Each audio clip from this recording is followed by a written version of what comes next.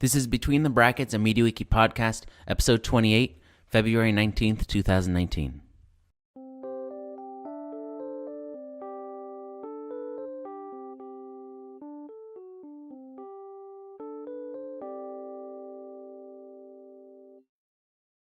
Welcome to Between the Brackets. I'm Yaron Koren. My guest for this episode is Barry Grenon, or Barry Grenon, who is senior manager of the information experience team at the company Genesys, as well as my boss. Not everyone knows this, but besides running the consulting company WikiWorks, I also am an employee at Genesys, and I work for Barry. So this is the first episode of this podcast where I could be fired before the interview is even finished. Now, thanks to the miracle of telecommunications, we can work together even though we've only met in person on 2 occasions, I believe, and we actually live in 2 different countries. He's way up the East Coast in the Acadian forests of New Brunswick, Canada. I've been at Genesys for about... That's right. I've been at Genesys for about a year and a half, and during that time, Barry and I have helped set up, with the involvement of some other people, some pretty solid MediaWiki-based systems for handling internal data storage and technical data documentation at the company. And we'll be talking about that. This episode also doubles as a plug for the upcoming EMWCon, or Enterprise MediaWiki Conference, which will be held at the Genesys headquarters in Daly City, California, which is just south of San Francisco, in the first week of April, about a month and a half from now. We'll also be hosting a meetup with the organization Write the Docs the evening before the conference at the same location, and everyone is encouraged to attend that meetup as well if you're interested in technical documentation, especially if you're from the area, but really if you're from anywhere. We'll be talking about all that and more in this episode. So, Barry, welcome to the program. Hi, Yaron. Thank you for having me. Does this feel weird, by the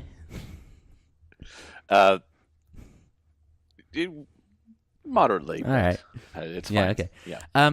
So first of all, I guess you're of French-Canadian ancestry. Do you prefer when your last name is pronounced Grenon or Grenon? Greno is what I'm most used to, but we're changing it to Grenon because for the kids, no one can pronounce the name correctly. So everyone pronounces it nicely if you switch to Grenon. Yeah, that's the pains of assimilation. Mm-hmm. We've talked before about your life before you got into documentation stuff. So I know you originally planned to be a novelist, where you would have joined a proud Canadian literary tradition that spans from L.M. Montgomery to Douglas Copeland. What kind of fiction did you want to write?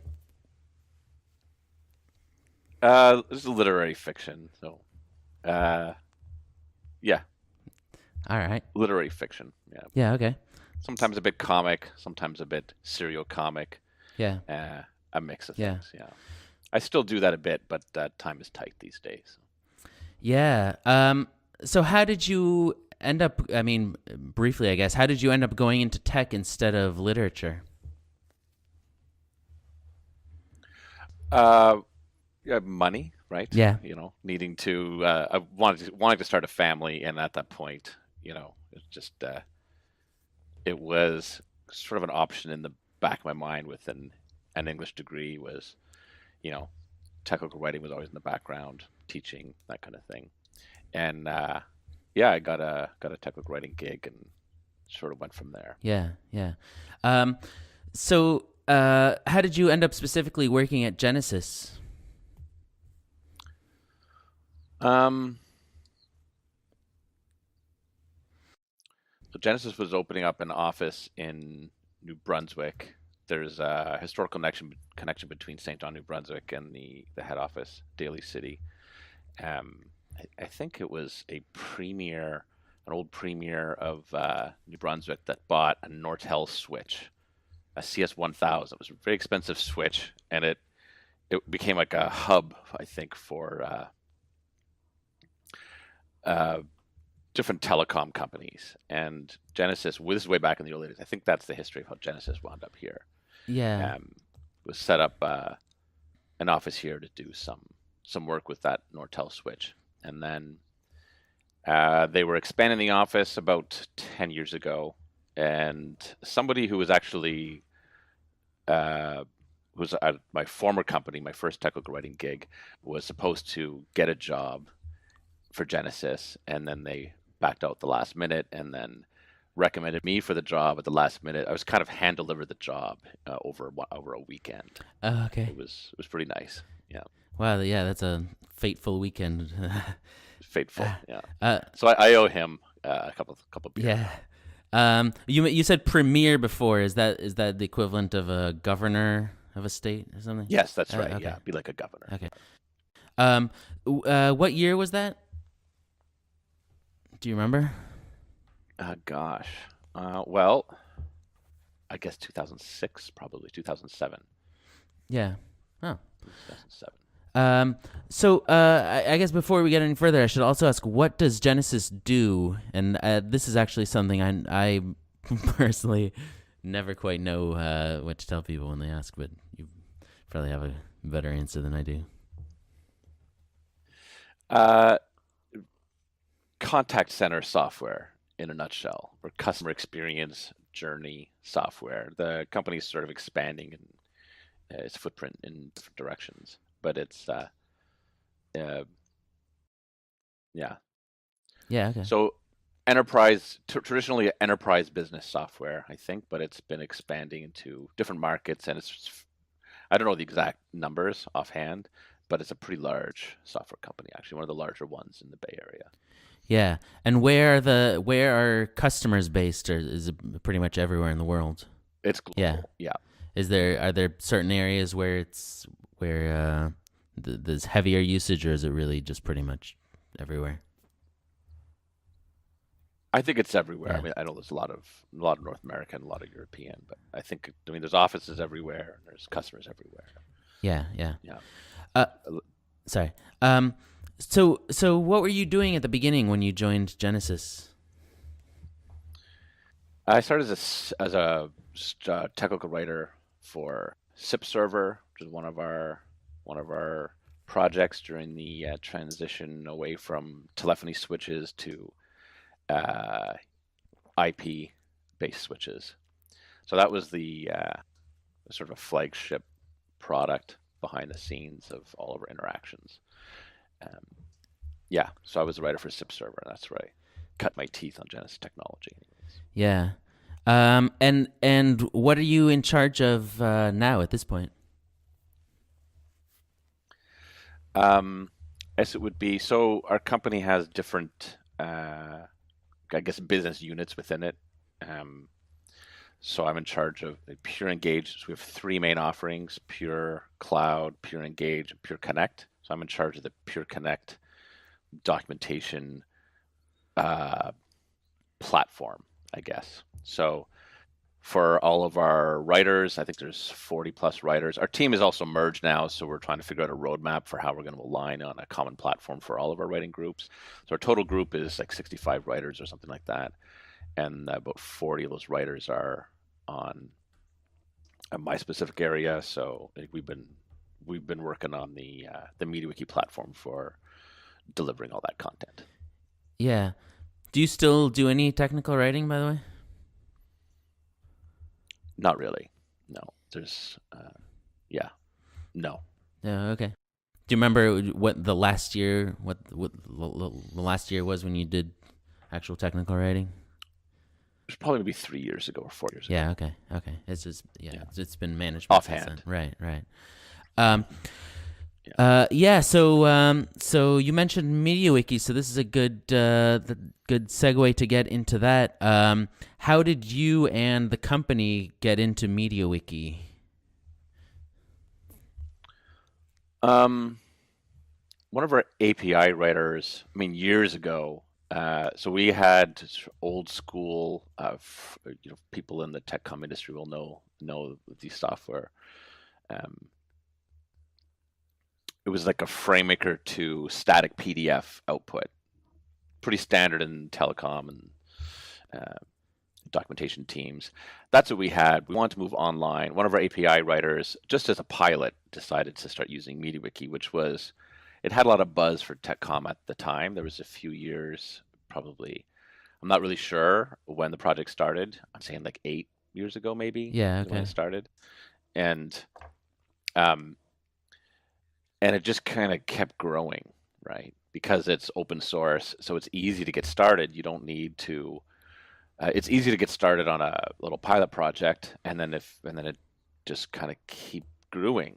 And then we didn't know anything about Enterprise MediaWiki at the time, which we regret a little bit now because we would have done things. Hindsight's 2020. Right. We would have done a few things differently. Yeah. But in any case, we started with it, and it was sort of like the pilot project that has been over time eating all our content.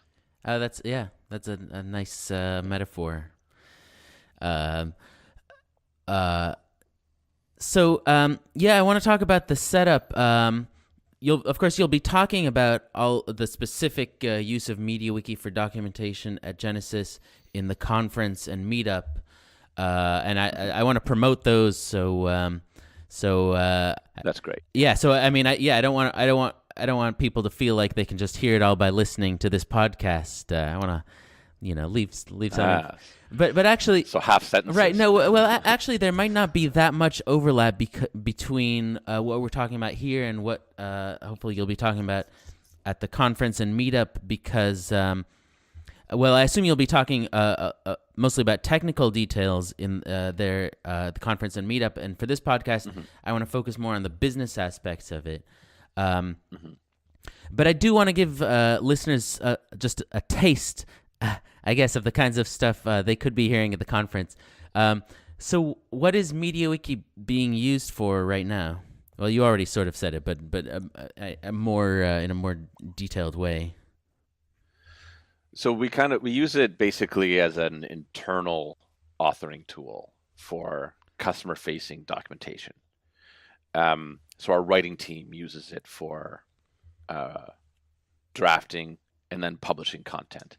We're not really taking full advantage of the wiki way, right? So we don't have contributions coming from across the company for our customer-facing documentation. We have other wikis in the company that are used for internal documentation that everybody uses, but MediaWiki is what we use for our sort of official information of record, I guess, for the customer-facing documentation. Right.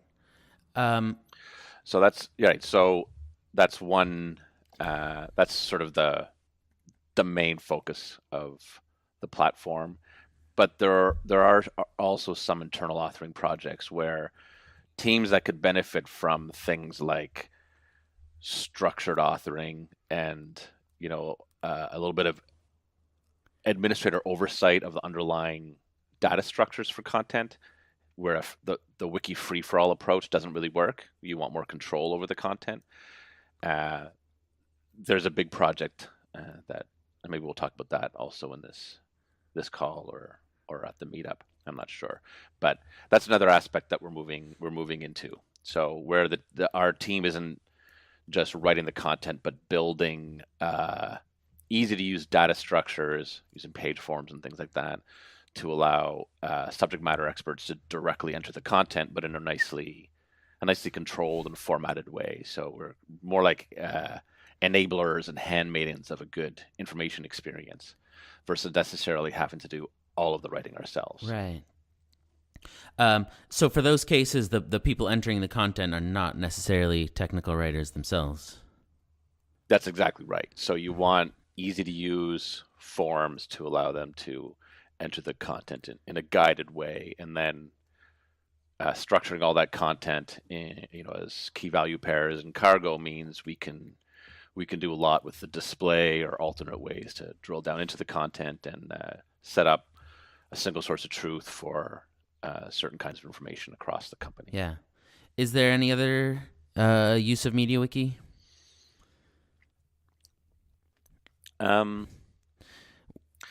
Some internal teams, some of our R&D teams do use it to store some of their internal content. Maybe they'll use the MediaWiki API to publish some Docs as code stuff for internal consumption, that type of thing. Well, I was thinking about the whole use case project, but maybe that is what you were talking about with the... Yeah, that's what I was talking about, right? The use case project, the structured authoring for SMEs. Okay. That's the use case project. Okay. SMEs is subject matter experts.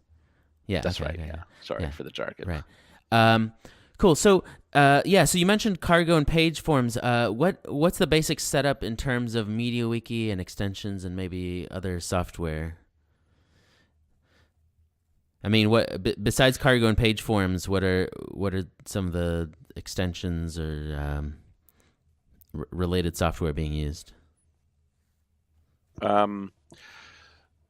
So our pilot project using MediaWiki, at first we just sort of created pages and relied on writers adding links between content and so on, and tried to build doc structures that way. But there's an extension that we started using called PonyDocs that I guess took the MediaWiki project to the next level. What PonyDocs, which was open source extension put together by Splunk, it's another Bay Area software company. Right. What that did is that would sort of, it added some technical documentation feature functionality, like being able to have a draft versus a published version of content. Also to allow for creating easy collections of topics. So I guess it's the book metaphor. So people are really used to not a single page approach, but like a 200-300 page installation manual, say. Translating that to the online world, it made sense to break that up into a series of URLs, and then needing the PonyDocs software would stitch those together so you'd get a nice left-hand TOC.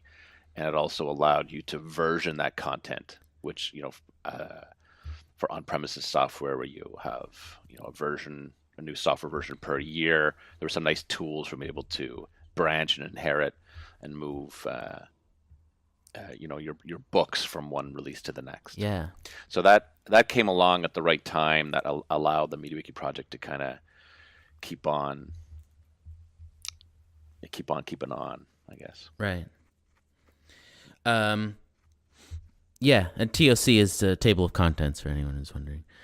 Yeah, so left-hand navigation tree, right? Oh yeah, right. Yeah.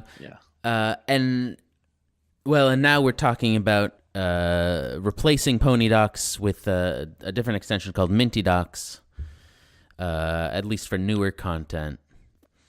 Mm-hmm. Yeah. Yes, that's where you came in. Well, yeah. Okay, yeah. So, I mean, it's been,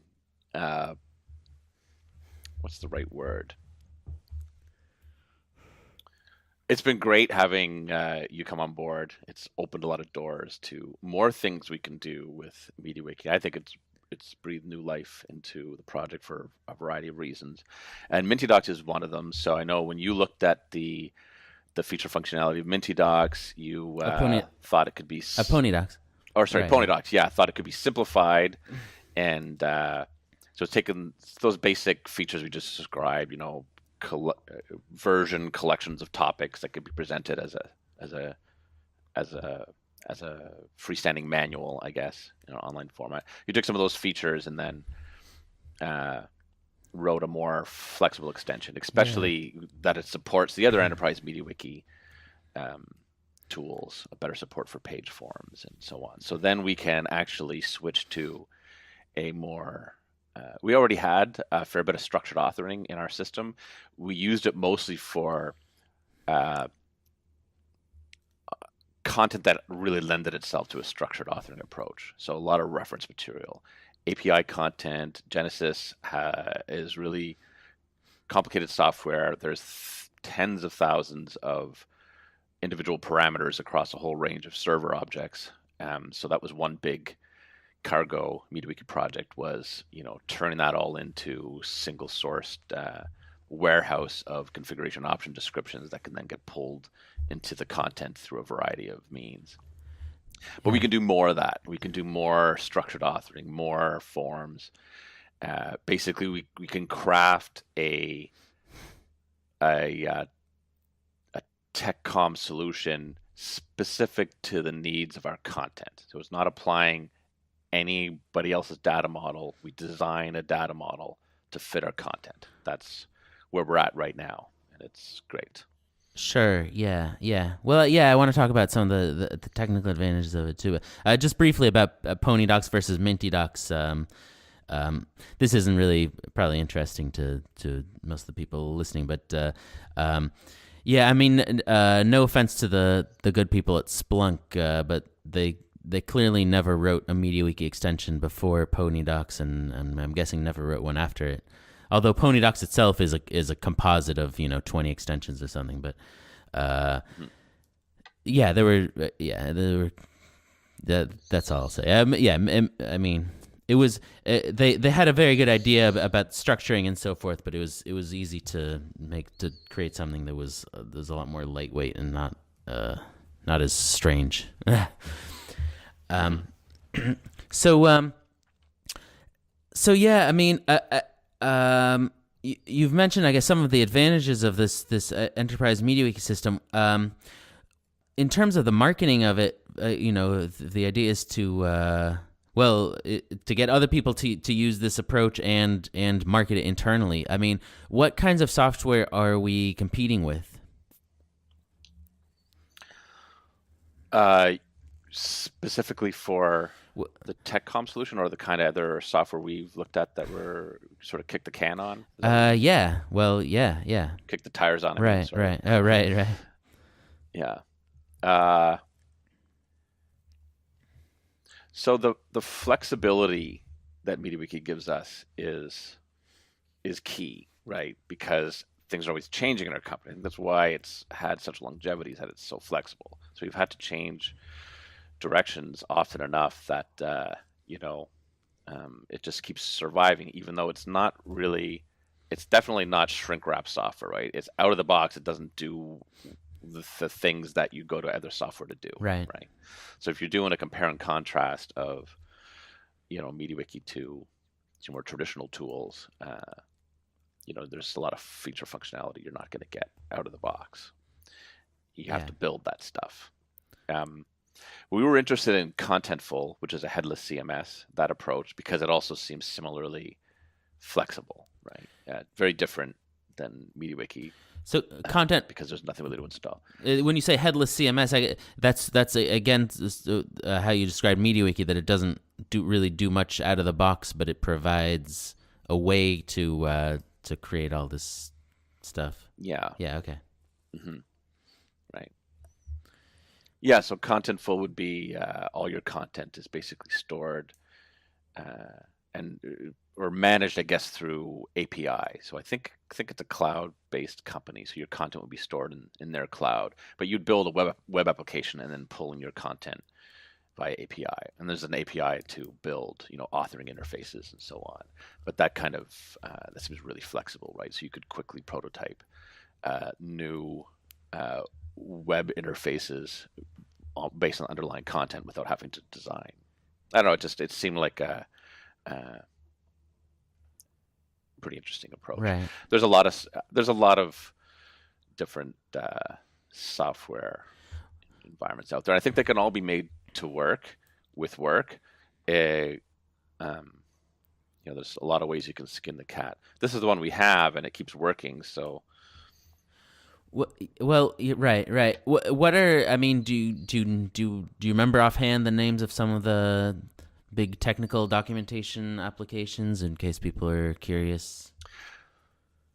Well, I mean, there's a whole lot of XML DITA-based solutions, and that's one we weren't interested in for a variety of reasons. The company wasn't interested in looking at that kind of. So I think that's the most sort of recommended approach in TechCom right now is structure your content using DITA, which I can't remember what the acronym stands for. I'm looking it up. Darwin Information. Oh yeah. Type. Something. Yeah, Darwin Information Typing Architecture. Yeah, something IBM built, I think about 30 years ago maybe. Oh, okay. And it's got like the most traction. So it's highly structured content. It's really suitable for content that has a lot of reuse capabilities. In my opinion, what it doesn't have is it's sort of like an information design theory for the plumbing of how to manage content. It doesn't give you the the way to present information to the end user. It doesn't give you that. So if you take the default output from any of these tools, it's probably not going to be, it's going to leave something to be desired, both in the skinning of it, but also just there isn't really, to my understanding of it anyways, there isn't really um, a lot of thought there given to how content should be presented to the end user. Yeah, okay. About the underlying plumbing, right? So it can solve a lot of content problems behind the hood. We can solve similar problems using the MediaWiki ecosystem, but it's still, there's that layer on top of what are we actually going to present to customers. That's to me, that's the hard work of the whole thing. And the tools are almost secondary. The hard work is figuring out what do you actually want on the page, and Right. how long should a URL be? What makes it for a good article, and how do you make it easy to consume, and how much the balance between visualizations and so on. There's a whole lot of like the actual content concerns that kind of get lost a little bit in our industry, that it does tend to focus on a lot of conferences and so on.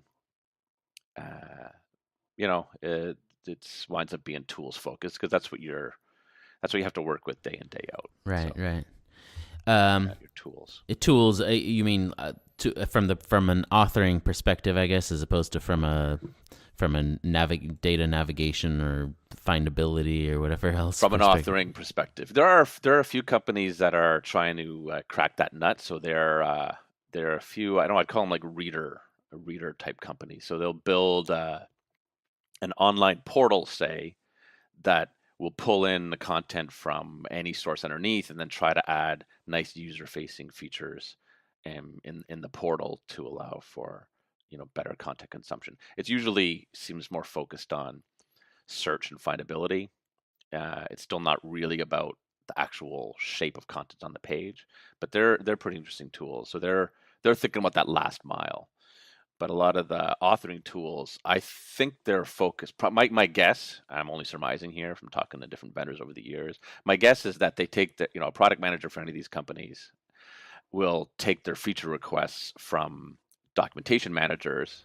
Right. And right. what are our daily pain points? And it's how do we get content for translation? How do we reuse content? How do we handle links, and how do we handle all those plumbing aspects? So those are the new features that get added. Nobody's really saying, well, what's the end experience for the right? How easy is it for a user to find some piece of information, to find and understand, right. and grok? Like there's a lot of traditional documentation is big walls of text, overly long procedures, stuff that people will only wade through as a very last resort, right? And the industry maybe doesn't really focus on that.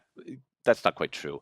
There are definitely people who focus on that, but it tends to be theoretical. And you don't see that built into the tools. The tools don't force that on the writers. It's not part of what the tools are focused on. They're focused on the plumbing. Yeah. Right. Yeah. So better tools that would come along that focus on, matching plumbing to some good content theories for how content should be structured on the page, how things should interwork. That type of thing would be a good direction for our little niche industry. Yeah. And one I think that we can contribute to with open source, right? Sure. Yeah.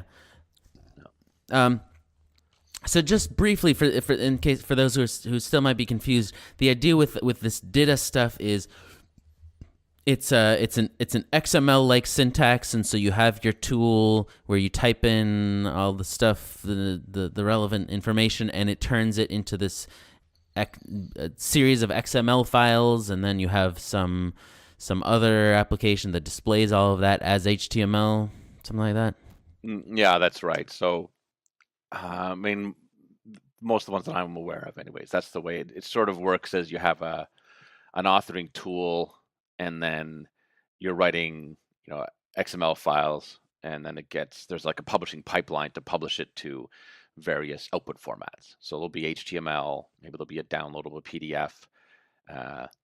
There's a lot of talk about ebooks and things like that a while ago, but no one's really talking about that too much. Yeah. Talking about using it to drive chatbots and things like that. So there's a push now to try to get chatbots built on that structured content underneath, that type of thing. Yeah. But it's very much publishing, like a push publishing type of scenario. which is different than the headless CMS type of scenario where you're pulling content via API call. And that's Right. why we were interested in Contentful. And as it turns out, we didn't realize this, but Cargo API allows for that kind of thing as well. So that's something that's starting to happen in our company a little bit right now with that use case project we were talking about earlier. We have all this important company information that's written by subject matter experts that aren't part of the technical writing team. So we provide support for these authors. They're like product managers and professional support people typically.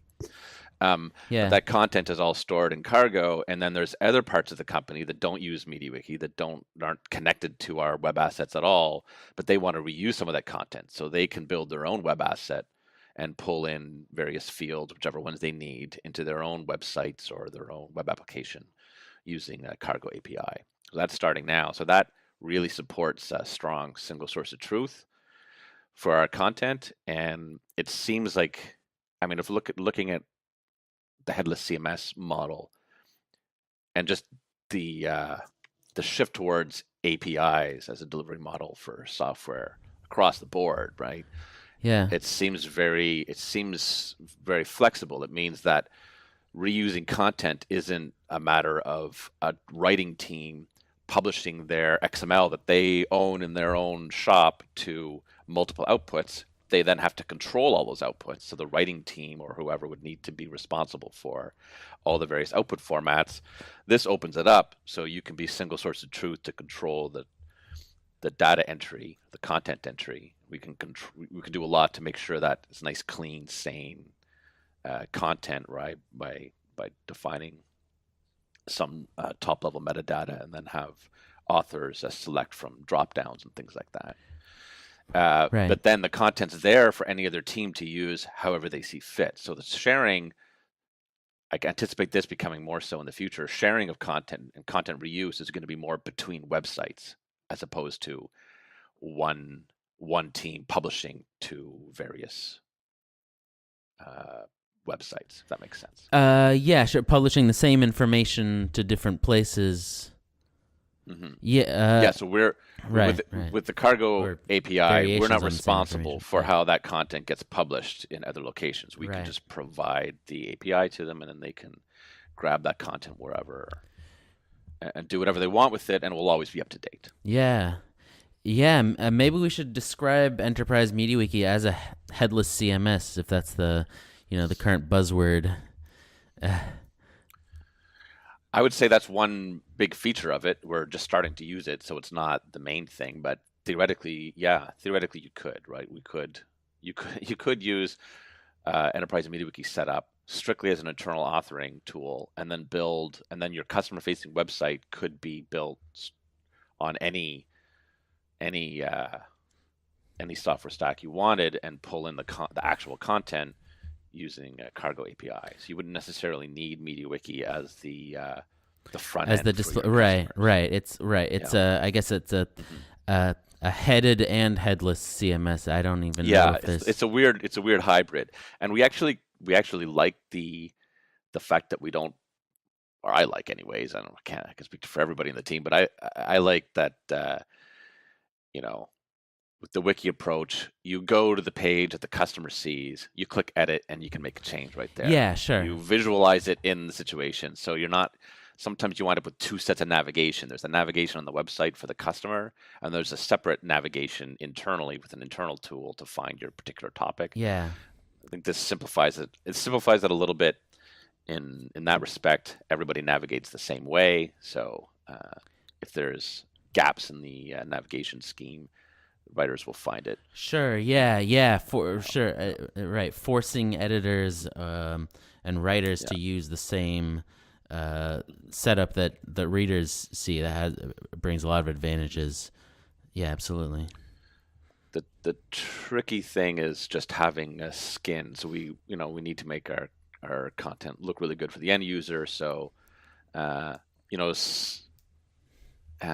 adds a complication that you have to skin for both the editing experience, which exposes, we use a wiki as a website model, right? So we don't show all the editing buttons and so on to an anonymous user, right? Yeah. So it's it's not a wiki to the end user. But then when you log in and you have the right permissions access, it needs all those buttons need to pop up.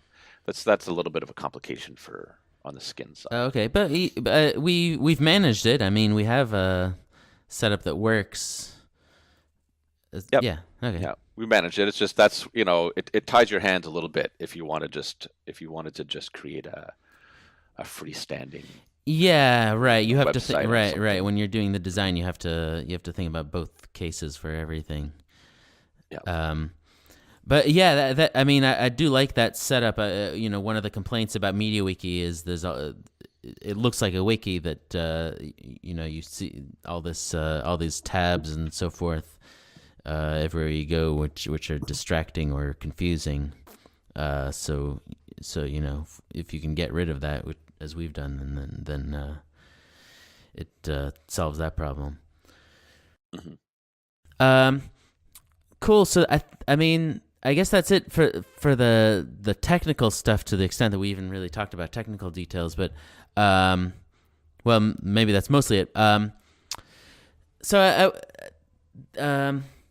I wanted to talk about my perspective on this whole thing. I mean, working for Genesys, which has been great, by the way, from my perspective, is not totally different from a long-term MediaWiki consulting project. There's development work, implementation work, having to do occasional tutorials, all that kind of thing. What is different is I get to see, or at least hear about, but in some cases also get involved in the more sort of political aspects of it. Getting senior management on board with the software and hearing about objections people raise and all of that stuff. Usually when you're a consultant, you just do whatever tasks are needed and you don't hear the behind the scenes stuff. So without getting into too many internal details, what have been some of the challenges in getting people enthused about the MediaWiki based solution we've come up with? And then conversely, what have been the parts that have been easier than you thought?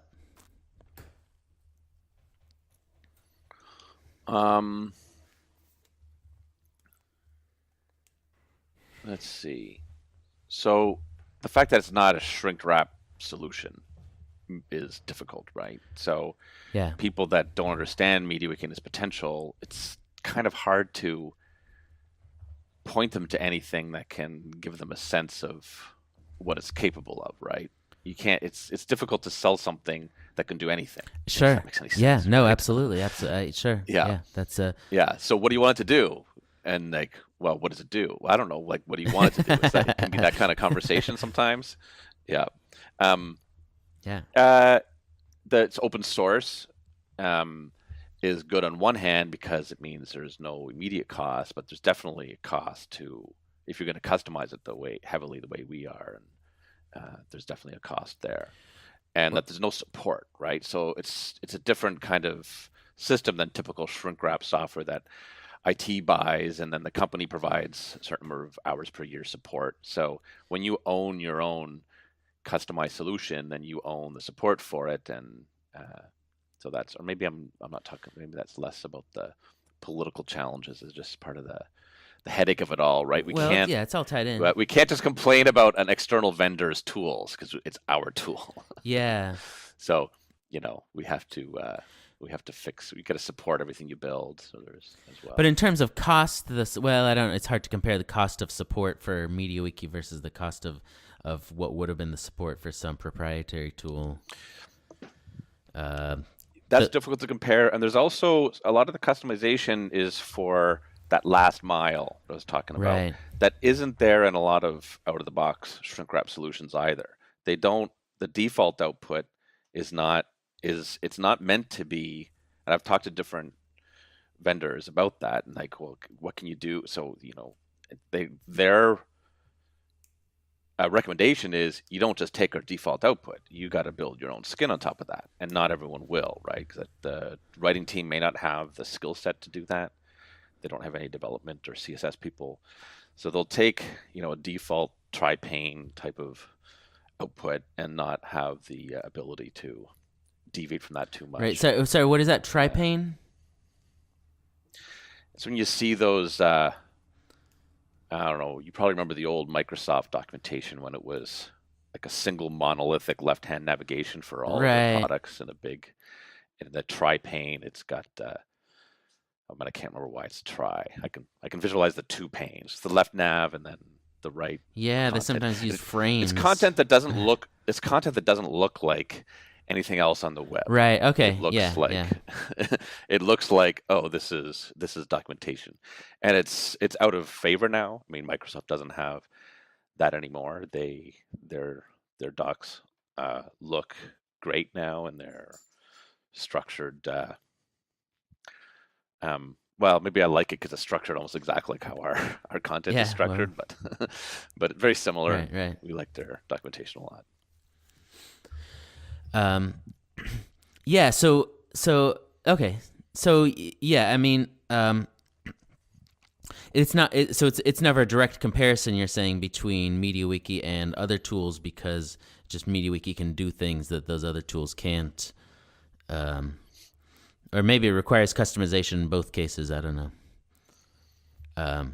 Yeah, I mean, you know, it's difficult to be an expert in too many tools all at once. So we can only spend so much time investigating other options, and so long as it keeps working as flexibly as it does. So I mean, I can't speak with absolute authority over about everything that is out there. Yeah. Yeah. Yeah. But I mean, in terms of discussions you've had with senior management, well, I guess you listed the issues. Is there anything else that comes up as a challenge? Like, is the fact that it's a wiki, has that ever been an issue? You know, what do we want a wiki for? I guess the typical arguments against it are that anyone can vandalize it or make some unwanted changes, that kind of thing. That never really came up, but like we don't expose it that way, right? You can't edit Right. unless you're part of the documentation group, so it's locked down in that way. Yeah. That like the challenges for adoption, which haven't been so much for senior management, but just adoption generally, have been wiki markup. Oh, okay. Can be a little tricky for people, especially when we want to start doing more elaborate things on a page. And if you want to use more templates and structured content, if you don't have a WYSIWYG in front of that, if you're not using page forms, it gets syntactically denser.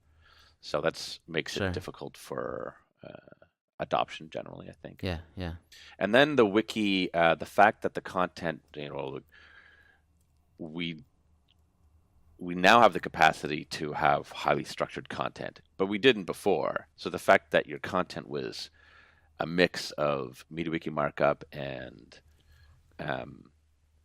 parser function tags that would look like XML to another parser, say, and then HTML.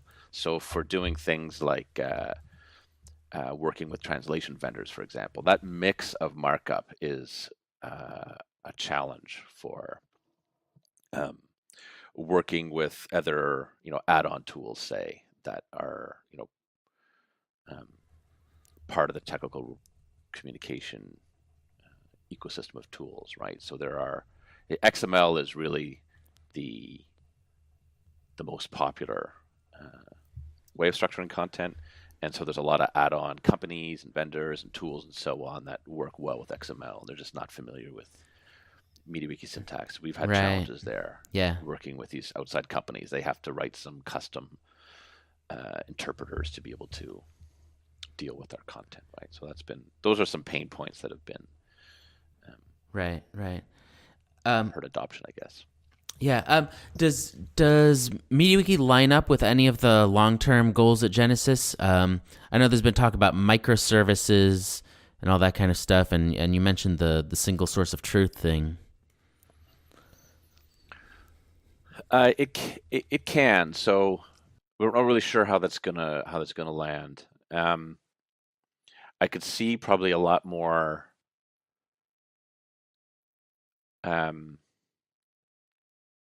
So within Genesys, where the company is, we have 3 different platforms, but they're trying to align on some common software blocks behind the scenes, so that we're not building the same functionality 3 different times, right?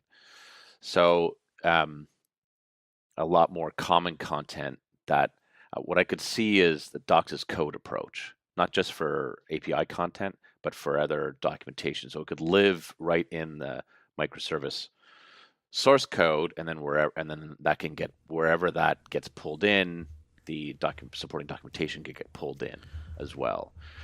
Right. So that's a single, and MediaWiki can, I think, fit with that, or we are doing that already, where we have some Swagger API documentation publishes to a PonyDocs or MintyDocs book in quotation. So there'll be, let's say you go to a left-hand TOC, you could have 3 or 4 pages in that book that are Swagger API output, another handful of supporting pages like a getting started guide or a tutorial that are markdown files also stored in the source code. But then you also might have a few pages that are written right online in the wiki. So the flexibility of having those 3 things be able to work together, I think will give us, because not everything is going to be microservice. So it seems it's the flexibility, right? So it can easily absorb the docs code approach, and then MediaWiki becomes the front end consumption place. But you can also add additional authoring to the docs code content that gets automatically published to MediaWiki. That's something we want to be able to support anyways, because we'll need it for at least a couple scenarios right now, and we'll see how that works more globally going forward. Yeah. So in April, we're going to have the Enterprise MediaWiki Conference, EMWCon. That's April 3rd to 5th, which is Wednesday to Friday. It's going to be held at the Genesys headquarters in Daly City, California, right near San Francisco. Are you excited about it? Yeah, no, it'd be great. Yeah, it'd be cool that the company was able to do that, and yeah, looking forward to it. I'm trying to get a couple other people to go as well to see if we can turn it into a little summit. Yeah. Sure. Yeah, it could be a good excuse for everyone to meet. Anyway, how often have you been to the headquarters? By the way, I still haven't been there. Yeah, for quite a few times. So probably like once or twice a year for. Yeah. Okay. For the last 10 years or so. Oh, I see. I believe you were at one EMWCon before this in Washington, D.C., which is where we first met. What do you remember from that one? It's actually 2. I went to one in Montreal a few years earlier. Oh, okay. But I don't think we met, though. I was just there. Yeah. Okay. All right. You've been to 2. Yeah. What do you remember from those 2? A lot of talk about ontologies and triple stores and things like that was not germane to what we were doing very much. That might have been more the Montreal one, maybe. That was my first impression. Right. So that's still what stuck stuck with me the most. Yeah. Some of the big complex, when people talk about their case studies, right? So we have all these various offices, we have all this information, and we use this tool to solve it this way.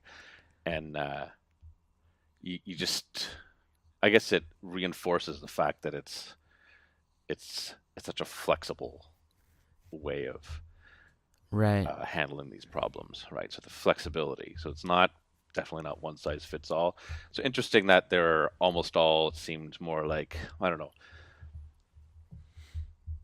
less for-profit companies, right? So academic organizations and the ones at the conferences seem to be more nonprofit oriented. Scientific organizations, academic organizations just seem to be people that know what they want to do with their content, and they've discovered software that allows them to craft their own solution. Yeah, that makes sense. That was my impression. Yeah. Well, the DC one, I think there certainly were a lot of those. The DC one had a pretty big contingent from U.S. government agencies, maybe not surprisingly. Also, that makes sense. Yeah. And there certainly have been people from companies for corporations at all of these, but yeah, you might be right about the breakdown. We'll see how this one is. It'll be the first one on the West Coast in a long time, so it could be a whole different set of characters, I guess. So the evening before the conference on Tuesday, April 2nd, we're going to be hosting a Write the Docs meetup, also at the Genesys headquarters. Excuse me. What is Write the Docs for people who haven't heard of it? It's like what would you'd call it? It's not a professional organization, but it's sort of a meeting of people in the telecom industry. Yeah. I think it's focused more on the. It tends to be more the focus on the developer documentation side of things. So they would be more, I think, typically more Docs as code type people, as opposed to other groups like the STC, Society for Technical Communication. They're probably more on the XML side of the authoring tools. Yeah. Okay. So the Write the Docs, yeah, that's my understanding. Yeah. So they have meetups at various locations around the world, and we want to have a meetup to coincide with this conference to, talk to a few people about, I think, structured authoring in support of every page is page one content model. Yeah, we haven't talked about that. Maybe it's worth mentioning that whole philosophy. Yeah, because I thought that was interesting that there was somebody giving a talk specifically about every page is page one. We call it EPO sometimes, at the Enterprise MediaWiki convention last year. So that's a guy named Mark Baker, a consultant who's been in TechCom forever, and that's some of his theories for what I was talking about, that not a lot of vendors are thinking about what actually goes on the page that the customer faces. So he's sort of a theoretical thinker, trying to articulate what's the best way of actually structuring information to make it to match how people actually consume information. Yeah. So the idea is every page can be considered page one because a person can start their process of navigating a set of documentation on literally any page of that documentation. So you have to treat it as if it's you have to take that into account when designing what it looks like, that kind of thing. People can come into it from anywhere, so wherever they come in, there's certain things that have to be done right away. Yes, you have to establish context right away. People have to get a sense as quickly as possible that I'm on a page that makes sense to me, or I'm on a page, or this is not for me. So using, and then if you get that sense right away, you need to provide links to get them onto something that is better for them. So you need a lot more links and visual cues to let people understand the context of an individual page. Yeah. And then there's also something that happens when teams transition from an old book PDF-based model, is they wind up putting a lot of the old tech docs. It often winds up with very sparse amount of information sometimes on a page. Yeah. Because it's coming from, so you wind up with, I would call them like wasted URLs. You find it in technical content a lot where there's, like a whole URL has got like an introductory sentence for a chapter on it or something like that. And that's not proper design, right? Yeah. So anyways, the every page is page one model is, I think it's most people in the industry are aware of it because everybody's seen him at different conferences, and he's, it's an idea that has legs, but you don't see a lot of examples of it in the wild. So there isn't really software that. But anyways, that is what informs a lot of our choices for what we want to actually do with the content. So we want to set up data structures to allow for, make it easier for writers to add content, but also in a way that supports some of the EPO ideas. Yeah. So what are you planning to talk about at the meetup? Yeah, I think structured authoring Yeah. to support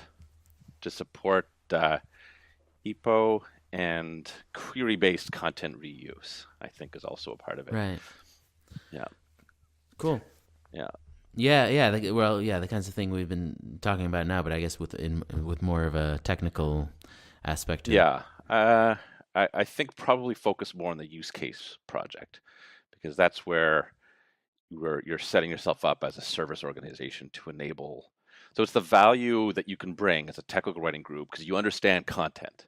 You don't necessarily have to write everything, but you think more about how content needs to be shaped and how it needs to be fit together, and you can enable a massive more amount of content if you set yourself up as a service group to let other people do the bulk of the writing, but still impose a bunch of sanity on top of that. Yeah.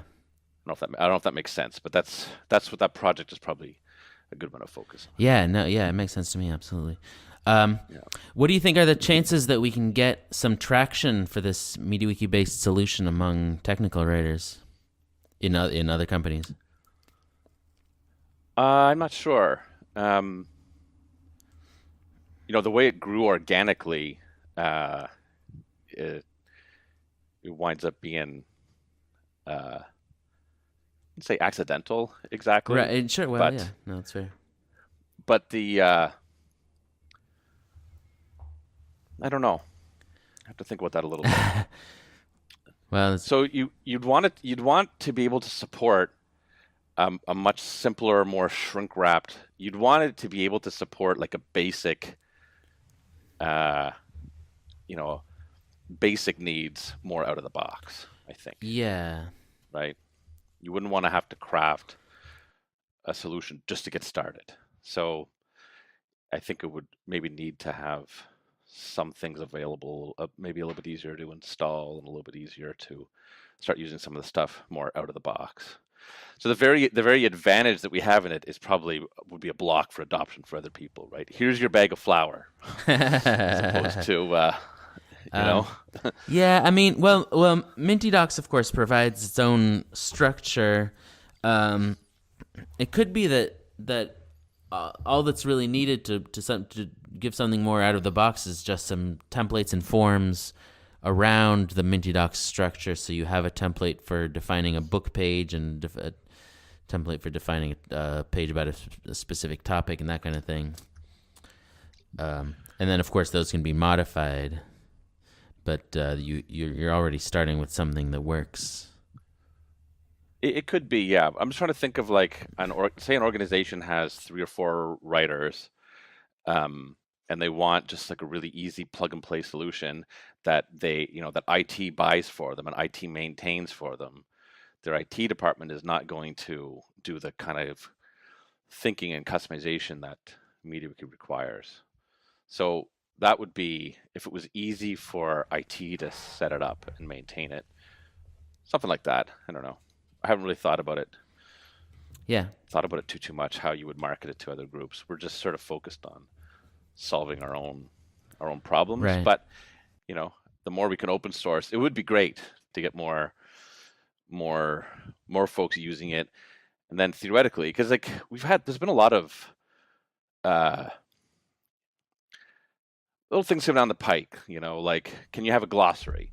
So sure. So we build a glossary, an integrated glossary. So a writer can, add a glossary term in their content and it pops up, or there's so many other little projects, little things that you can, you could do whatever you want, right? So if there were more people solving content problems, I could see having like an ecosystem of different templates and forms out there to support various features, right? Yeah. Yeah. Well, I guess it should be very informative at the meetup and the conference to see what people's reactions are. This is sort of in some sense the public unveiling of this new, somewhat new integrated system for doing all this kind of thing. it should be interesting to see people's reactions and Yeah, and the angle, I mean, it's not just the MediaWiki angle either. It's the query-based approach too that Cargo enables is one that, I saw a video not that long ago. It's something that I think Mark Baker's been thinking about as well. I think he has a new book on structured authoring, and the idea that, if you can use your structure in the form, well, not necessarily in the form, but you can use I call it the content as data approach. So you structure the content, and then you can do anything you want with it. It's its own data model, and you can query on everything, and you can reuse things by just changing the query a little bit. Yeah. You leave out one field or add one field, and then you change your output. It's very easy to have alternate visualizations for the same content. Yeah. You're not building separate books by having all these granular chunks of information that you then assemble, which is the XML-based approach. You assemble books. Somebody stitches them all together based on, metadata tagging maybe, but somebody is sort of putting all those blocks together, as opposed to a query-based approach, which just, pulls it in. I think feels more dynamic to me. Yeah, and I think it's easier to do. I mean, you've basically been doing a lot of this yourself in terms of creating queries and so forth. It's not even a full-time job to do this kind of thing. It's just it's something that can be done,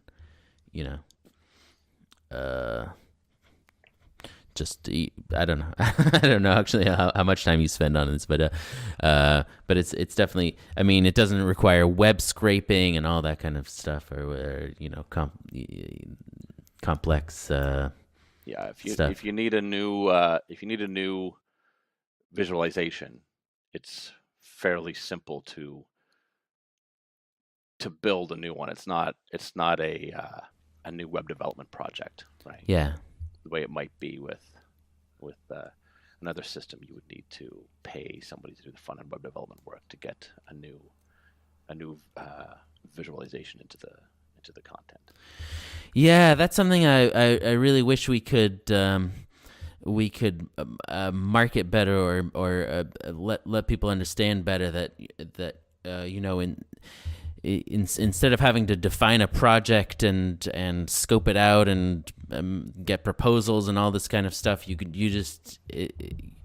something that might have taken weeks or months can be done in hours with this kind of setup.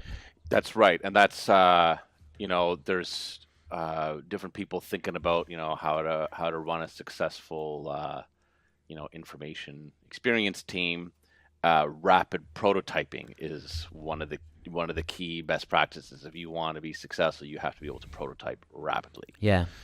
You can't, you got to deliver something really quickly that works well enough that people get what you're talking about. If you're trying to define it all, you have to move fast nowadays. Yeah. Right? Yeah. So that rapid prototyping of MediaWiki is great. The downside is that, let's say your rapid prototype works really well, then there's pressure to to make it production worthy before it's maybe quite ready for that. So there's a lot of pressure to release things that are 90% of the way there. Yeah, well, there's a fine line between a good prototype and a product or a product that's ready for release.